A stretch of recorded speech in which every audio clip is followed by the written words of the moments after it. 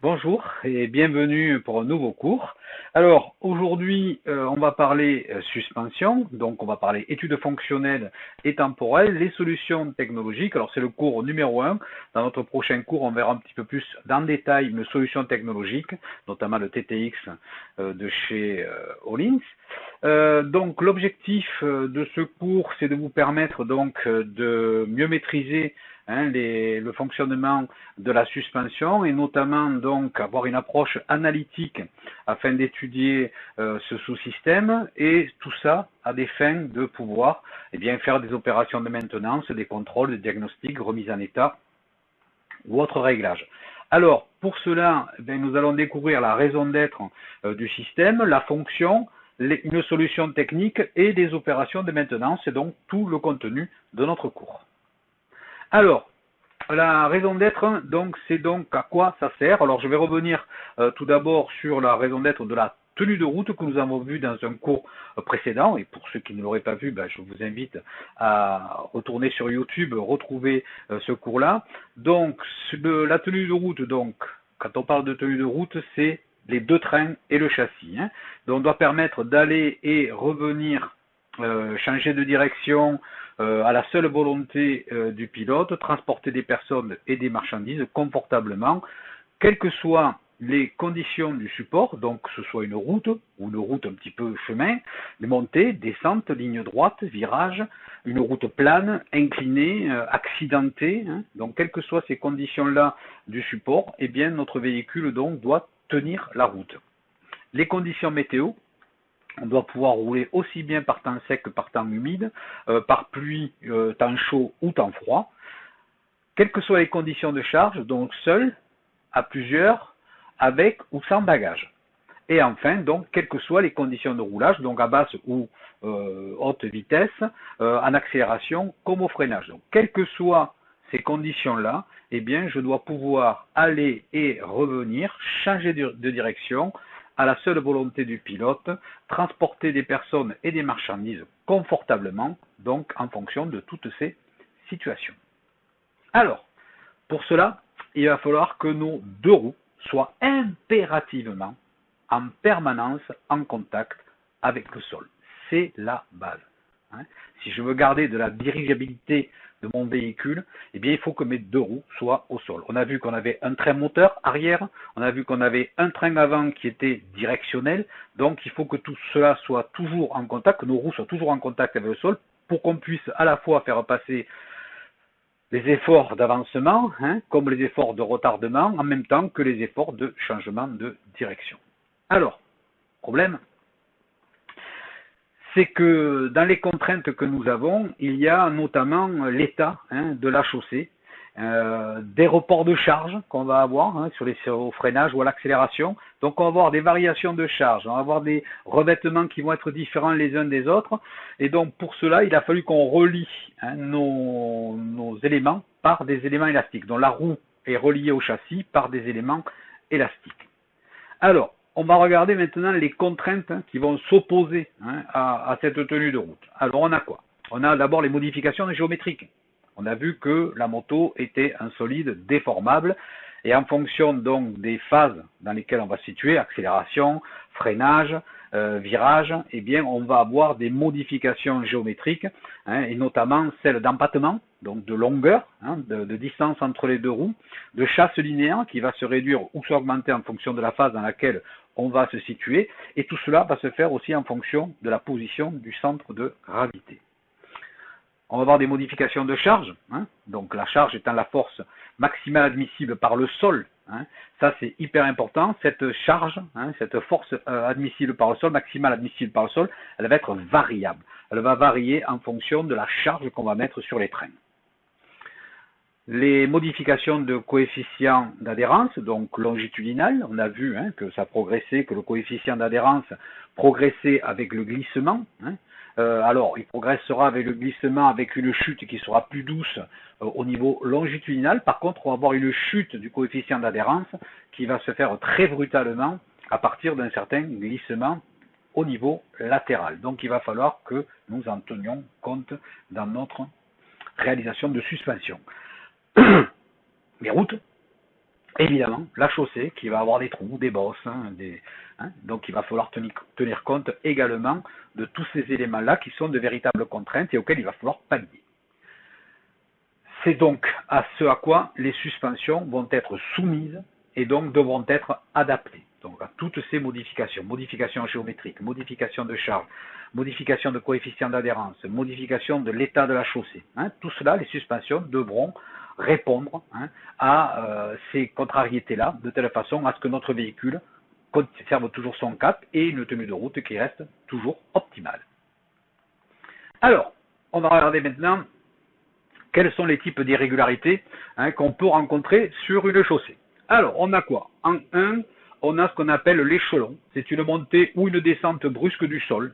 Donc, on va avoir un trottoir, par exemple. Donc, on va monter, et puis d'un coup, on va monter, puis on va rester.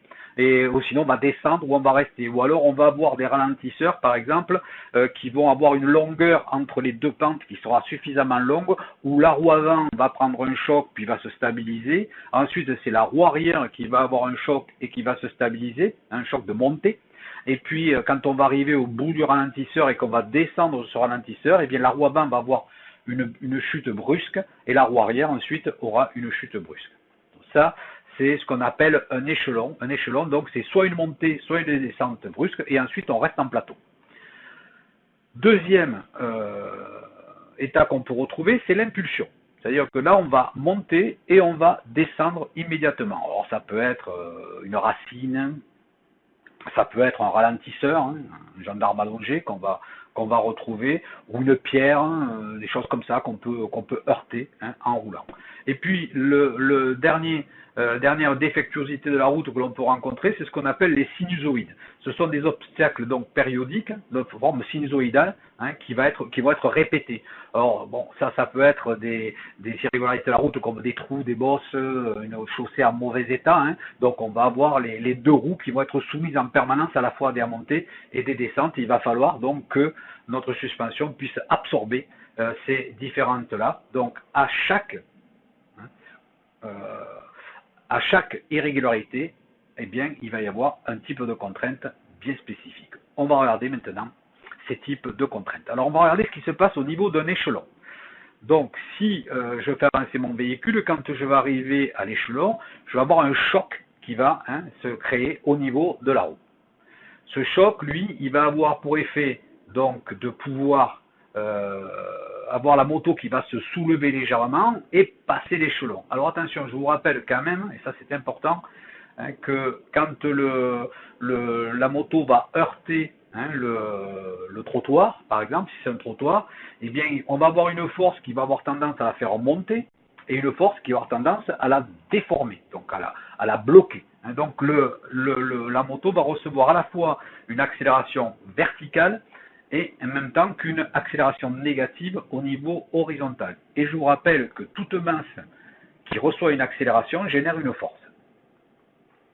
La suspension devra donc absorber ces accélérations-là, tant la verticale que l'horizontale, d'une part au niveau vertical afin de pouvoir maintenir la roue au sol, c'est ce qu'on demande dans la tenue de route, et ensuite au niveau longitudinal, c'est pour éviter que le pilote ou les éléments suspendus puissent recevoir un choc et donc soient soumis à des accélérations négatives qui pourraient être dommageables suivant l'intensité évidemment du choc.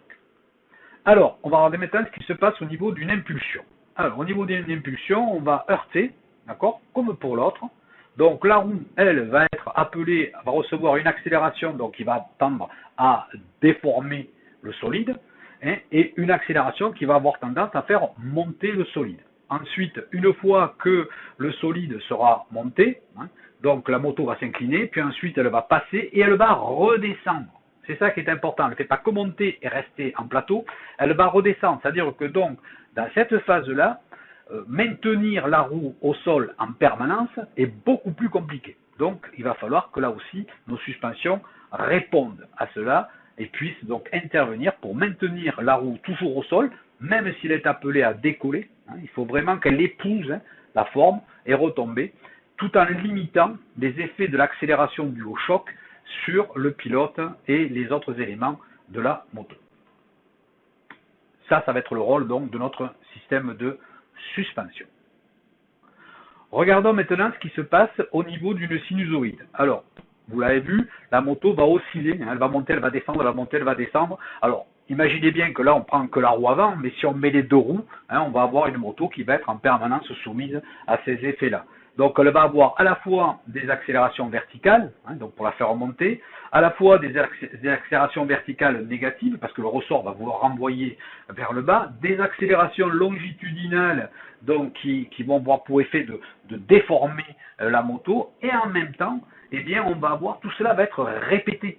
Donc, ce qui veut dire que ça va générer un inconfort de conduite, et il va falloir absolument que notre système de suspension puisse donc absorber toutes ces contraintes-là, afin de rendre la moto confortable et dirigeable. Donc, le constat qu'on va avoir, si on regarde bien, alors je vous ai mis un point O, c'est l'axe de la roue, et un point A qui correspond au châssis, pilote, donc la masse suspendue et la masse non suspendue. On verra tout à l'heure dans le détail ce que ça veut dire. Regardons ce qui se passe si notre moto passe devant les contraintes que vous avez au sol ici. Alors, il faut absolument que la distance entre le point O et le sol soit constante. Ça, c'est important. Et on va regarder les trajectoires des points. Alors, imaginons que la liaison entre O et A soit rigide. À partir de là, vous allez avoir deux trajectoires qui vont être tracées, qui seront totalement identiques. A aura exactement la même trajectoire que O. Donc, ce qui veut dire que le pilote et les marchandises et les autres éléments vont être soumis à une trajectoire qui va être identique à celle donc de l'axe de roue, en imaginant bien que notre roue reste au sol. Donc, il faut absolument qu'on dissocie la trajectoire de A de la trajectoire de O. Sinon, ça sera infernal pour le conducteur. Donc, il va falloir maintenir deux choses. Donc, la distance donc, entre le haut et le sol constante. Ça doit toujours être la même. La roue doit toujours être en contact avec le sol et faire en sorte que le point A puisse avoir une trajectoire différente du point O. Donc, le point O aura une trajectoire qui va épouser les formes des irrégularités de la route. Par contre, le point A, lui, aura une trajectoire totalement différente. Alors, on va regarder ce que ça donne. Donc, si je rends la suspension élastique, je vais pouvoir dissocier les trajectoires de O et de A. Ça, c'est impeccable. Après, il va falloir que je contrôle l'élasticité de cette liaison. Pour avoir un petit peu peut-être de contrôle de confort. On va parler de confort à ce niveau-là. Et puis, il va falloir que cette liaison permette aussi à O de rester toujours à la même distance par rapport au sol. Donc, l'axe de roue doit toujours être à la même distance du sol, et donc le pneu doit toujours être en contact avec la route. Alors, regardons maintenant ce que ça donne avec une liaison qui est élastique entre O et A. On a vu tout à l'heure qu'avec une liaison rigide, on avait la même trajectoire pour O et pour A. On va regarder maintenant les trajectoires de O et de A avec une liaison élastique. C'est parti. Donc on voit que notre roue va épouser des irrégularités de la route, et à partir de là, ça va nous tracer des trajectoires. On va tracer la trajectoire de haut, donc, que vous constatez qui est identique à celle du sol, puisqu'on part du constat qu'il faut absolument que la roue reste en contact avec le sol. Par contre, on va avoir la trajectoire de A qui va être totalement différente. Tout cela va effectivement dans le sens d'améliorer la tenue de route parce qu'on maintient la roue en contact avec le sol. Tout cela en ligne droite, en virage, route inclinée, ainsi de suite. En même temps que d'améliorer le confort, c'est-à-dire on va réduire l'impact des irrégularités de la route sur toute la masse suspendue, donc pilote, moteur, ainsi de suite. Et il va falloir essayer de faire en sorte que, pour qu'on parle de confort pour le pilote ou les éléments transportés, eh bien, il ne faut pas que la fréquence de cette oscillation dépasse 1,5 Hz. Si on est à 1,5 Hz, on a un véhicule qui est confortable. Au-delà, on va avoir un véhicule qui risque d'avoir un petit peu de pompage. Et en deçà de 1,5 Hz, on peut avoir un véhicule qui va être un petit peu raide et donc une partie des efforts va être soumis au pilote et donc ça va pas être très confortable. Vous avez donc, je vous rappelle que donc c'est des périodes, donc on va avoir une montée, une descente, donc on va réfléchir, puis on va remonter et ensuite on va se stabiliser. C'est ça 1,5 Hz, donc c'est le nombre de phénomènes à la seconde.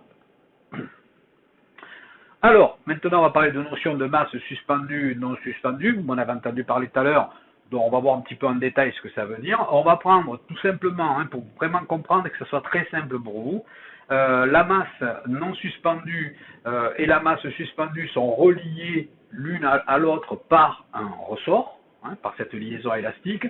Tout ce qui va être suspendu, ce sont toutes les masses des éléments qui vont se situer au-dessus du ressort. Et les masses non suspendues seront toutes les masses des éléments qui sont situés en dessous du ressort. Alors si on prend le dessus du ressort, il va y avoir le moteur, pilote, châssis, bagages, partie haute de la suspension. Et si je prends les masses non suspendues, ce sera donc bras oscillants, roues, freins, partie basse de la suspension. À noter que le poids est l'ennemi de la dynamique d'un solide en mouvement. Donc voilà, parce que ça génère de l'inertie, donc on n'aime pas trop ça. Alors, les solutions techniques qu'on a trouvées pour absorber dans les irrégularités de la route, afin d'améliorer, c'est donc il nous faut, on l'a dit, dissocier les trajectoires de A et de O avec une fréquence maximale de 1,5 Hz pour A, et il nous faut maintenir les deux roues en contact avec le sol, donc avec une distance invariable. Ok, ça c'est un rappel de ce que nous venons de voir. Voilà, ça c'est vraiment la synthèse. C'est la synthèse de ce que vous devez retenir sur ce que la solution technique doit réaliser afin de pouvoir répondre à la fonction du système et contribuer à améliorer la tenue de route. Alors, pour rendre la liaison élastique entre O et A, on va mettre un ressort. Pour contrôler l'élasticité de la liaison, donc OA, eh bien, on va travailler par laminage d'huile. Donc, on va mettre de l'huile, des éléments qui vont fonctionner dans de l'huile, qui, en fonction de leur mouvement au travers de différents trous, on va le voir tout à l'heure, mais il va y avoir un phénomène de laminage qui va ralentir le déplacement, l'enfoncement, l'écrasement ou la détente du ressort. Et puis donc, maintenir un effort toujours sur la roue avant, donc en haut, il faut absolument que l'effort maintienne notre roue au sol et que cet effort soit suffisant pour permettre effectivement de passer un maximum de charge. On l'a vu lors du cours précédent que en fonction de la charge qu'exerce la roue sur le sol, eh bien la force que l'on va et du coefficient d'adhérence effectivement entre le pneu et la route, eh bien ça va nous déterminer la force maximale admissible par la roue sans que le patinage se mette en place. Donc plus on va avoir de charge et de coefficient d'adhérence, plus la force qu'on va pouvoir transmettre au sol sera importante. Donc vous voyez bien que si on a des variations de charge, eh bien ça veut dire qu'on va avoir des fluctuations de cette force transmissible au sol, maximale transmissible au sol. Attention, je vous l'ai dit, donc le poids était vraiment l'ennemi d'un solide en dynamique, puisque je vous rappelle qu'une masse, une force, pardon, c'est une masse accélérée. Donc il va falloir prendre en compte que quand on va prendre un choc sur une roue, la roue va automatiquement encaisser une accélération négative. Donc la roue, c'est une masse non suspendue, et cette masse non suspendue multipliée par l'accélération qu'elle va subir, qui va dépendre de la vitesse à laquelle elle va heurter l'obstacle et la forme de l'obstacle, eh bien on va avoir automatiquement une force qui va avoir tendance, ou une accélération qui va avoir tendance à faire soulever la roue, l'axe de roue, et donc tout l'ensemble de la moto. Donc il va falloir qu'on tienne compte aussi de cela. On rappelle donc sur la masse que masse accélérée donne naissance à une force. Et donc, pour tout ce qui est démonstration hein, de tout cela, vous verrez avec votre prof d'AFS ou votre prof de sciences, hein, afin qu'ils puissent vous démontrer, hein, en fonction peut-être, leur demander d'avoir des formes différentes, des vitesses différentes, des masses différentes, hein, et comme ça vous verrez au final la force, hein, la variation de force qui va s'exercer sur le système de suspension et donc sur le véhicule. Donc, notez que l'amortissement mécanique, c'est-à-dire la force hein, que l'on doit d'abord exercer, que l'on doit encaisser, ce sont les ressorts hein, qui gèrent ça, c'est le ressort. Donc lui, il va absorber les variations de charge sur les roues et il va maintenir la moto à son assiette normale. Ça, c'est le rôle du ressort. Donc on va regarder ce qu'est un ressort, hein, comment c'est constitué. Alors bon, vous avez la définition du Larousse, hein, c'est donc il peut accepter des déformations importantes, il va absorber de l'énergie cinétique et la restituer en fonction de sa raideur, hein, on va le voir tout ça maintenant. Alors regardons ce qu'est un ressort. Un ressort c'est quoi? Un ressort c'est un diamètre de fil, c'est un diamètre d'enroulement, c'est le pas, la distance donc entre deux spires, et le nombre de spires et le type de matériau. C'est-à-dire donc en quoi est fait le ressort.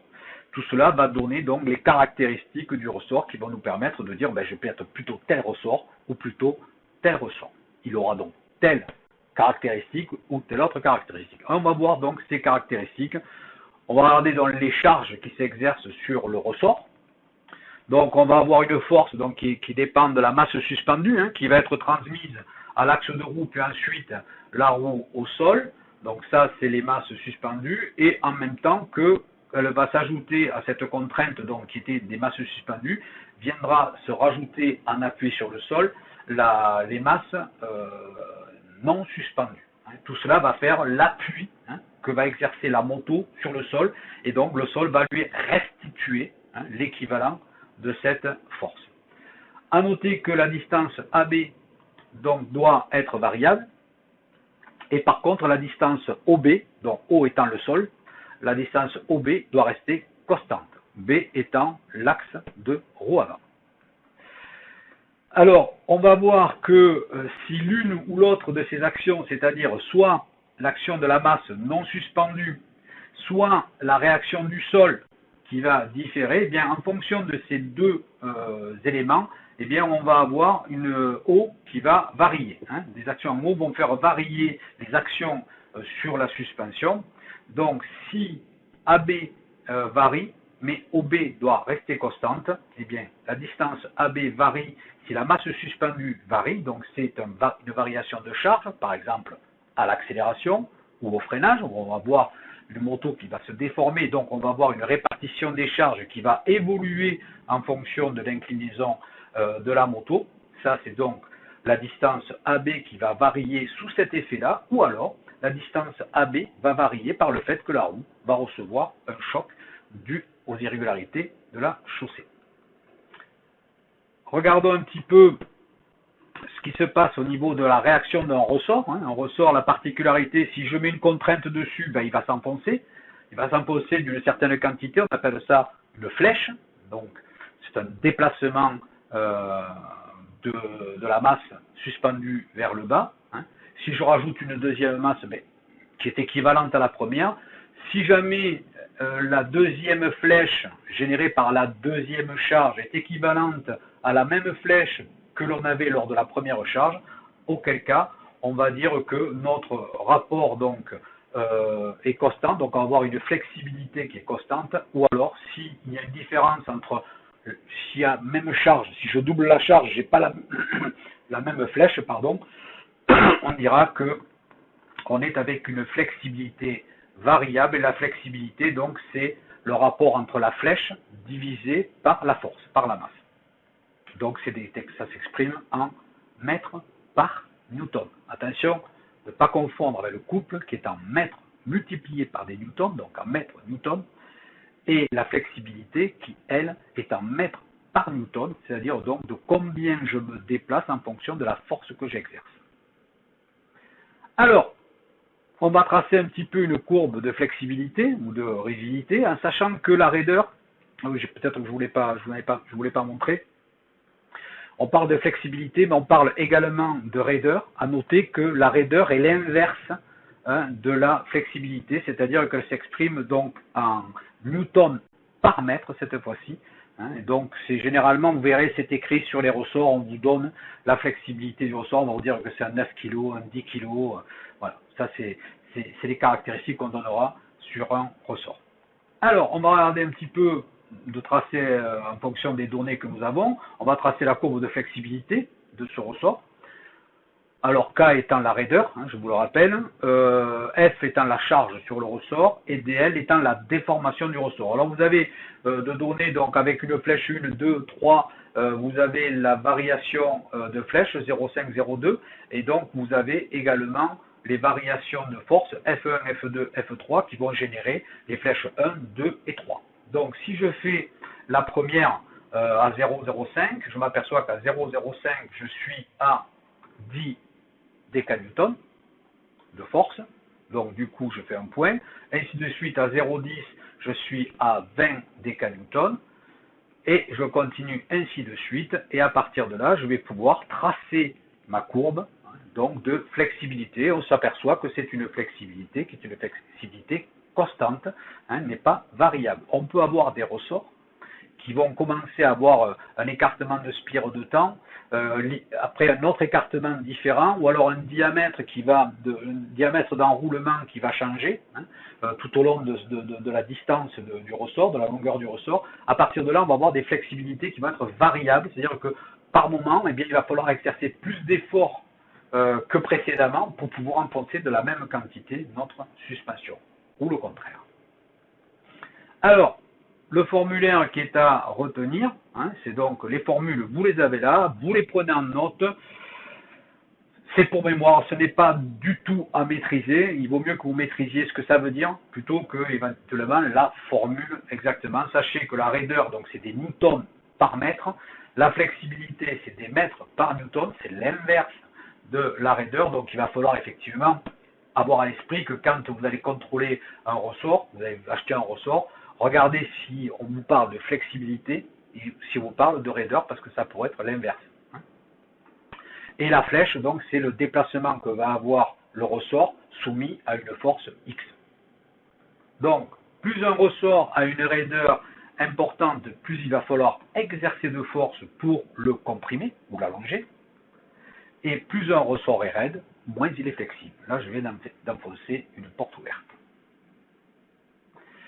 Le choix du ressort dépendra donc des charges que vous aurez à encaisser. Donc, soit les charges du fait des basculements avant-arrière, la charge proprement dite de la moto à la base et notamment des masses suspendues, et en même temps que tout ce qui va être choc que peut recevoir ce moto. Il est évident qu'une moto qui va être basée sur le tout-terrain, eh bien, on va tenir compte beaucoup plus des impacts que peut avoir la chaussée, donc le sol, avec les bosses, les trous, les hoops, et ainsi de suite, que par exemple pour une moto de route, qui elle aura normalement des irrégularités moins violentes que celles qu'on peut retrouver sur une moto de tout-terrain. Alors, on va regarder un petit peu maintenant des notions d'amortissement, de sinusoïde d'amortissement. Tout à l'heure, je vous ai parlé de fréquence.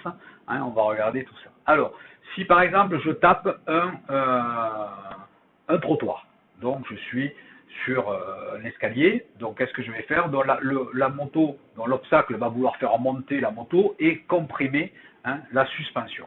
Donc, on va avoir la moto qui va remonter sous l'effet donc de l'énergie cinétique acquise par la masse non suspendue, donc la roue qui va recevoir un choc, donc avec son accélération, elle va donner une force qui va avoir tendance à faire remonter la moto, et cette force doit être, cette accélération et cette masse, donc cette force doit être encaissée par le ressort, qui lui doit repousser la roue vers le bas, mais il va en passer quand même un petit peu vers le haut. D'accord ? Attention, il faut savoir que quand vous comprimez un ressort, quand vous allez relâcher l'effort sur le ressort, eh bien, si vous l'avez comprimé de 10 cm, il va vouloir remonter de 10 cm au-delà de sa position 0, de sa taille originelle.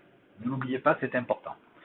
Donc, si j'ai ça, ça veut dire que je vais comprimer, je vais relâcher, Donc il va passer au-dessus, donc il va vouloir s'étirer, hein, le ressort, au-delà de sa position d'origine, et au fur et à mesure, donc, il va amortir, il va redescendre, et ainsi de suite, sous l'effet de la masse suspendue, hein, il va redescendre, et ainsi de suite. Et on va avoir dans la courbe que vous avez là, hein, d'amortissement, jusqu'à ce que le ressort ait absorbé l'intégralité, hein, des efforts auxquels il a été soumis et de l'énergie cinétique qu'il a emmagasinée lors du choc et de la première accélération. Voilà, ça c'est la sinusoïde, vous avez la sinusoïde d'amortissement. Donc vous voyez qu'on part avec une amplitude qui est importante et puis au fur et à mesure, l'amplitude va se réduire pour arriver à revenir à l'équilibre à 0.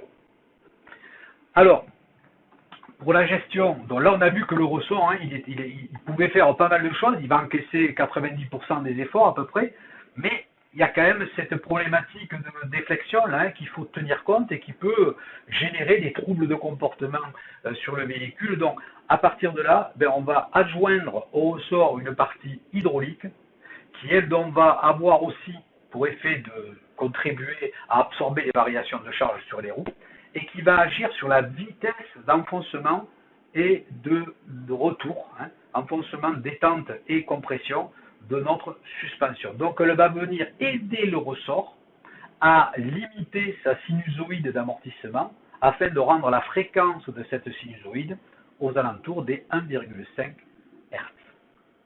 Alors regardons ce qui se passe. Comment marche l'hydraulique? L'hydraulique va utiliser le phénomène de laminage.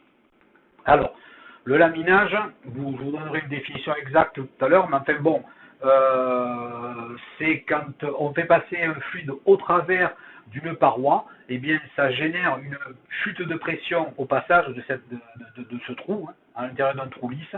Il va y avoir une chute de pression qui va faire que on va ralentir, hein, le passage de l'huile. Alors regardons pourquoi. Alors je prends une tige, ma tige avec deux trous, c'est un piston. On a deux volumes.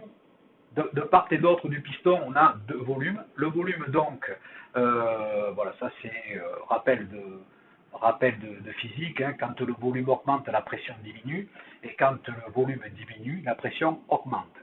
Donc regardons un petit peu que si je n'ai pas de variation de volume, donc je n'ai pas de variation de pression, c'est-à-dire que P1 égale P2. Voilà, pas de souci. Regardons maintenant si je mets en mouvement ma tige. Donc, elle va partir, elle va se déplacer. Donc, ce qui veut dire que je vais avoir V1 qui a augmenté. Du coup, la pression de ce côté-là du piston va diminuer. V2 s'est réduit.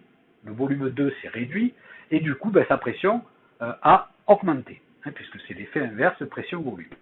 Alors, à partir de là, le liquide qui va être mis en mouvement et modifié de pression va effectivement essayer de passer, elle va s'opposer au déplacement du piston évidemment, mais comme il y a des trous, eh bien une partie du liquide va passer par les trous et donc ce qui va faire qu'on va pouvoir ralentir, hein, le passage, le déplacement, la vitesse de déplacement de la tige, on va pouvoir la ralentir, hein, de telle façon à retrouver un équilibre de pression droite et gauche, et quand on a un équilibre de pression qui est obtenu entre P1 et P2, eh bien on a notre tige qui va s'immobiliser. Et cela, donc c'est le résultat donc de ce passage d'huile, c'est le combiné entre les turbulences et les pertes de charge, donc qui vont conduire au laminage, donc à la réduction de la pression et au bout d'un moment à un équilibre entre les deux côtés du piston, hein, et donc on va avoir du coup le piston qui va s'immobiliser, la suspension sera donc maîtrisée. Alors, on va regarder que ça a évolué un petit peu, hein. On avait des trous qui en fait agissaient dans les deux sens, c'est-à-dire à la fois à la montée et à la descente, et puis on s'est dit que pour améliorer peut-être le système, la tenue de route, il peut être intéressant de ne pouvoir travailler que sur la descente ou que sur la montée. Alors pour ça, eh bien, on a posé sur les trous des clapets, hein. Donc des clapets, c'est donc des soupapes qui vont s'ouvrir ou se fermer en fonction du sens sur lequel on va exercer un effort. Si je prends celle du haut, quand je passe dans le trou et que je pousse, le clapet va se déformer et donc on va pouvoir laisser passer le liquide d'un côté à l'autre d'une part à l'autre du piston, et par contre, dans l'autre sens, eh bien, je vais être bloqué par le piston. Ça ne pourra pas passer. Donc, et pareil, si je pose le clapet de l'autre côté, j'aurai l'effet inverse. Donc, à partir de là, je vais avoir un clapet qui va limiter la compression et un autre clapet qui va limiter la détente. Alors, c'est ce que vous avez certainement dû entendre quand on vous parle de faire le setting d'une moto, refaire l'empilage dans le piston de la suspension. Effectivement, l'empilage, c'est quoi? C'est en fait des clapets qui vont avoir une flexibilité différente et donc qui vont plus ou moins bien réagir à une action qui va être générée sur eux par le liquide qui veut passer. Donc voilà, on a fait des empilages, on a des empilages différents à la compression et à la détente en fonction de ce que l'on recherche. Mais ça, c'est l'affaire des spécialistes des suspensions qui, eux, peuvent déjà vous donner des idées sur quoi mettre pour une moto de route, une moto de tout-terrain, en fonction du poids du pilote, en fonction du pilotage, en fonction du terrain sur lequel vous allez intervenir. Eh bien, eux seront en mesure d'établir un empilage donc qui correspondra à une meilleure gestion de la vitesse de déplacement de la tige de suspension. Donc, si je regarde bien, donc, au niveau de la compression, ben, je vais pouvoir passer dans un sens. Quand je vais pousser la tige, le liquide va pouvoir venir vers là. Et dans la détente, quand je vais tirer la tige, eh bien, le liquide passera par un autre trou. Alors maintenant, quels sont les points de réglage qui sont accessibles à un technicien de maintenance? Le premier, c'est la précontrainte, c'est-à-dire donc la charge que va exercer le ressort sur la suspension. Donc, il faut savoir que plus on va mettre de charge, plus on voudra de charge, plus on mettra de précontrainte, c'est-à-dire donc quel est l'effort minimal qu'il va falloir faire pour commencer à comprimer le ressort. C'est ça, la charge, la précharge, c'est ça. Le ressort, lui, il a une caractéristique de base qui va donner déjà, si j'exerce 10 kg, je me baisse de 1 mm.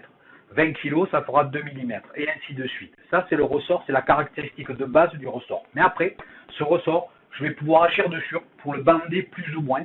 Et à partir de là, quand je vais le bander, eh bien, je vais modifier l'effort qu'il va falloir que j'exerce, l'effort minimal qu'il va falloir que j'exerce sur le ressort afin que celui-ci se mette en mouvement. Alors, on va regarder ce que ça donne. Là, je vous ai mis donc des niveaux d'enfoncement du ressort et les efforts qui sont à fournir pour atteindre ce niveau-là. Si je prends le niveau 0, ça veut dire que là, eh bien, au moindre effort, moindre variation de charge, le ressort va varier de longueur. Maintenant, je vais passer en 3, où là, je vais avoir un effort donc, qui va correspondre pour commencer à mettre en mouvement mon ressort, c'est-à-dire à commencer à le comprimer. Il va falloir faire un effort qui sera supérieur à 30 newtons pour pouvoir commencer à l'enfoncer. C'est-à-dire que tous les efforts qui seront en dessous de 30 newtons, eh bien le ressort ne réagira pas, il réagira comme une tige. C'est-à-dire que ces efforts-là seront encaissés directement par la masse suspendue. Donc c'est pour ça que la précontrainte est un réglage qu'il faut vraiment toucher avec beaucoup de précaution, parce que souvent les gens compriment, précontraignent beaucoup les amortisseurs parce qu'ils disent comme ça j'aurai un ressort qui est dur, j'encaisserai et tout. Ouais, mais en termes de confort, plus je vais précontraindre, moins le confort sera évident. Et en même temps, bon, ben, c'est le pneu qui va prendre et c'est la masse suspendue qui va prendre. Donc il faut être très précautionneux sur le réglage de précontrainte. Et moi, j'aurais plutôt pour habitude de limiter la précontrainte du ressort. Bien choisir par contre son ressort, ça c'est important, plutôt que de le précontraindre. Alors, on va regarder maintenant un autre réglage qui est accessible sur nos amortisseurs, c'est la compression. Là, on va travailler donc sur l'hydraulique. La précontrainte travaille sur le ressort, donc sur la force qu'on doit exercer. Et là, l'hydraulique, on va travailler plutôt sur la vitesse, donc sur le laminage, la quantité de laminage qu'on va faire, donc sur la vitesse de déplacement de tige.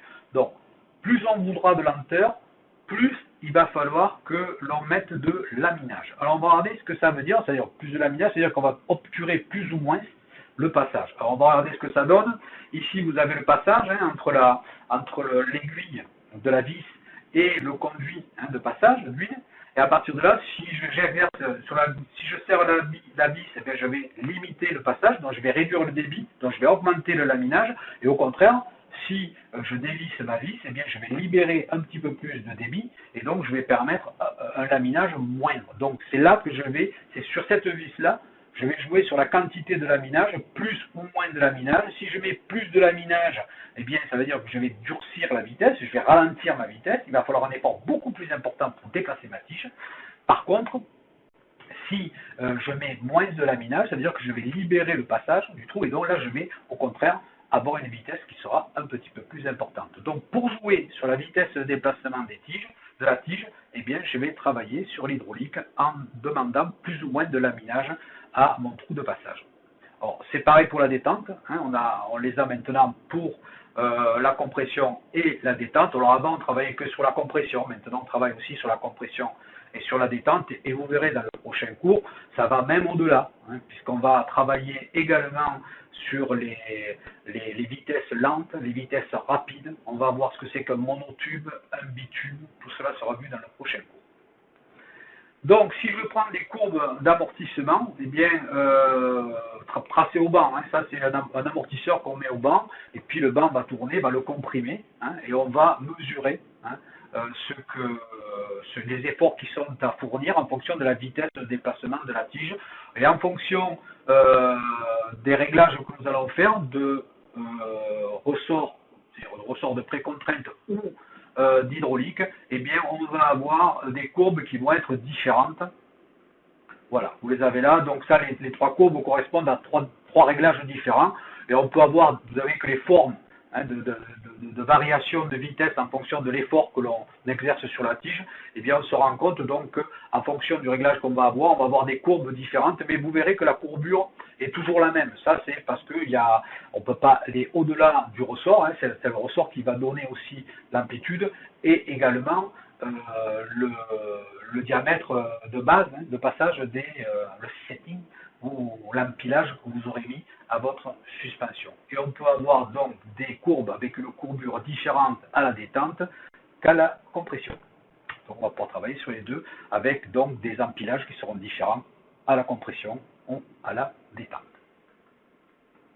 Alors les opérations que vous aurez à faire sur une moto, hein, autres que les réglages, puisqu'on vient de les voir, on verra hein, plus tard hein, comment on règle, hein, mais c'est pas dans ce cours. Donc on va contrôler donc la liaison des éléments de suspension avec leurs supports, leurs attaches, notamment sur l'arrière, il y a des liaisons rotules entre l'amortisseur et le bras oscillant et le châssis, ou les biellettes, hein, s'il y a des biellettes, c'est une liaison rotule. Il faut que l'amortisseur, on l'a vu quand on a fait le TP sur le bras oscillant, hein, on a vu que la suspension à la fois avait une rotation, mais avait également une torsion. Il fallait donc avoir une liaison qui puisse l'encaisser. Généralement, c'est des cylindres blocs qui sont mis, hein, ou pour certains, c'est carrément des rotules qui sont mises suivant les amortisseurs. Donc il va falloir vérifier hein, l'état de ces liaisons. Il va falloir également, devant, regarder la liaison entre les tubes, le fourreau et les éléments sur lesquels ils sont fixés, donc la roue ou l'été, donc ça, le serrage, que le serrage soit correct. Ensuite, il va falloir contrôler les étanchéités dynamiques, c'est-à-dire les joints spi, donc entre la tige et sur un amortisseur, et le corps, et le tube et le fourreau pour l'avant.